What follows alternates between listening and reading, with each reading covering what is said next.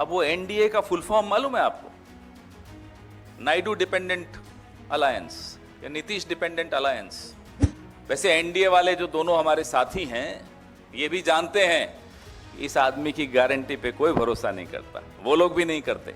आपकी जो खींच है हमसे निकालिए, निकालते रहते हैं, पिछले 10 साल से निकाल रहे हैं। राहुल गांधी से आप निकालते रहते हैं, निकालिए, हम मुकाबला करेंगे आपका। आपकी खींच तो आप नेहरू जी से निकालते रहते हैं। तो ये खींच निकालना, अपने आप को इन तमाम महापुरुषों से ऊपर मान लेना, अपने आप को भगवान से ऊपर मान लेना, अभी भी ऐंठ गई है। तो भी देखिए आप आज का भाषण थोड़ा बहुत मेरे कानों में भी पड़ा, इतना अटपटा भाषण, खींच इतनी ज्यादा, झेप नहीं मिटा पा रहे। अब वो एनडीए का फुल फॉर्म मालूम है आपको? नायडू डिपेंडेंट अलायंस या नीतीश डिपेंडेंट अलायंस।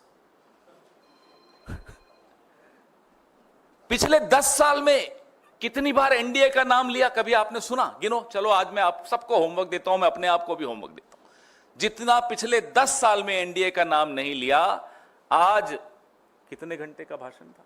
1 घंटे का, तो उससे कम तो बोलते नहीं। 1 घंटे में कितनी बार नाम ले लिया एनडीए का? 1.5 घंटा चलिए, आपने होमवर्क करना शुरू कर दिया। 1.5 घंटे के भाषण में एनडीए का नाम कितना ज्यादा लिया गया। पहले था एक अकेला सब पर भारी, मोदी की गारंटी। अब बीजेपी की भी गारंटी नहीं, अब एनडीए की गारंटी आ गई। वैसे एनडीए वाले जो दोनों हमारे साथी हैं, ये भी जानते हैं इस आदमी की गारंटी पे कोई भरोसा नहीं करता, वो लोग भी नहीं करते।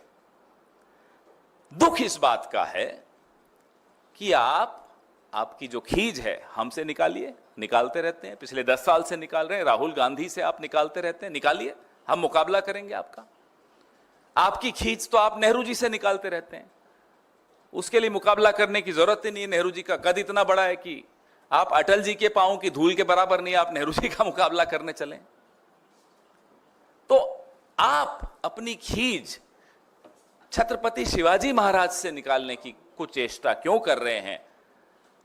डॉक्टर बाबा साहब भीमराव अंबेडकर जी से आप अपनी खींच क्यों निकाल रहे हैं? उनकी क्या गलती थी? यही कि वो एक बहुत ही बढ़िया, बहुत ही उम्दा संविधान के शिल्पकार थे, जिससे मेरे और आपके हकों की रक्षा होती है। आप क्यों महात्मा गांधी के इतने खिलाफ हैं? ठीक है, आपके वैचारिक पूर्वजों ने जो किया वो किया। आपके वैचारिक पूर्वजों ने गांधी पर गोली चलाई, तो गोली चलाने से पहले वो भी झुके थे उनके सामने। जिस तरह से आज आप संविधान के सामने झुक रहे थे ना, हमारे मन में यही विचार आ रहा था कि जब राजीव जी की हत्या की, वो महिला भी राजीव जी को पहले हार पहनाया, उनके सामने झुकी और फिर हत्या की। तो आज मैं बड़ा घबरा रहा था जब ये संविधान के आगे झुक रहे थे।